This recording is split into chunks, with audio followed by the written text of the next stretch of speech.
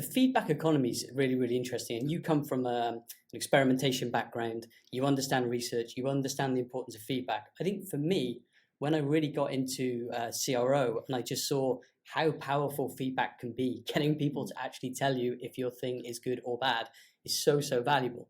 How have you kind of, I mean, you just said there, you're iterating the winter games and you're learning as you go, but how do you kind of make sure that you bake in as much feedback as you possibly can into everything you're doing? Like, for example, I know you do all the demos, you do the onboarding calls, you're speaking to as many people as you can, but like, how do you really make sure you're getting as much feedback as you possibly can? Mm-hmm. Well, qualitative feedback is the richest source of feedback there is, where you can have a conversation and ask questions. So also from the experience that from CXL, where we used live chat from the get-go, I knew how valuable live chat is. So we launched with live chat, and my God, I got to tell you, it's our number one sales channel. It's number one, of course, it's a support channel, and it's a number one source of feedback, really. Yeah. So if I can choose one user research method like tool, just live chat, man. It's so in for it.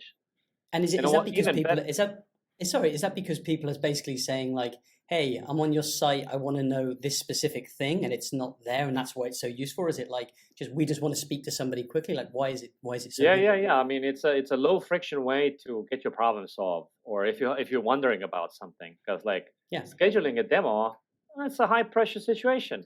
It's a commitment. Definitely. So most people, depending on the company size, but there's a friction in there, like, and also they're long, and like, then they're gonna sell you, and like, so not everybody wants it. But live chat also, it's anonymous. You just ask questions, and there's no pressure. They won't harass you. They won't follow up with you. It's just very low friction way to do it. And I'm not for chatbots.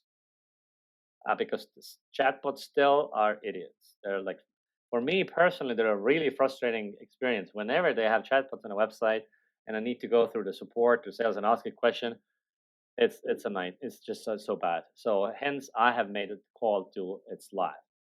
It's live. It's humans. Of course, my team is small, so not every time zone across the world has real time chat, which is a problem. So with CXL, we've solved it. It's like every time zone is covered.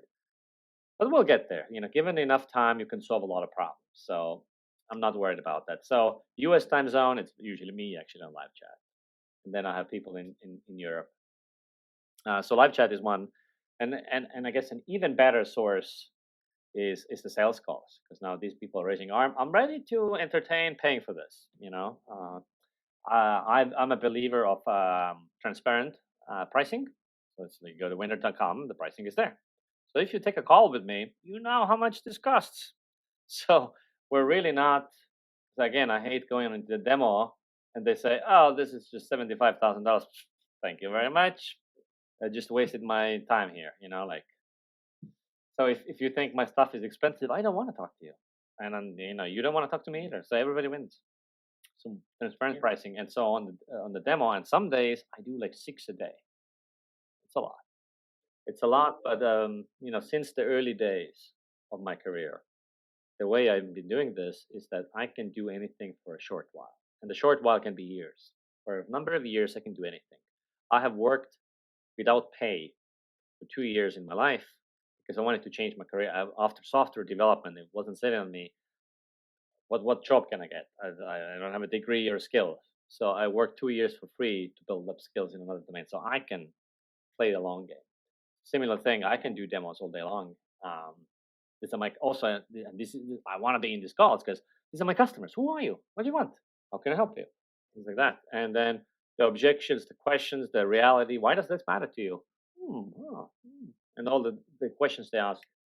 And then then what happened was that in the beginning, massive growth in learning through sales demos, and then they plateau because you start the issues start repeating, and that's the moment where if I'm feeling, let's say, a little bit bored in sales meetings, bored is maybe the wrong way. It's like I'm a master of this demo because I know what you're gonna ask, I know every answer, I'm smooth, I've explained it 1,000 times, I can make a compelling pitch, right?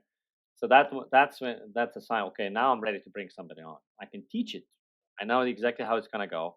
I can make a process of how the bit should go, how the demo should go, because I've tweaked it a bunch. So last week I finally added on sales, customer success, who is now also doing demos, and so I'm winning back some time to work on say more strategic issues.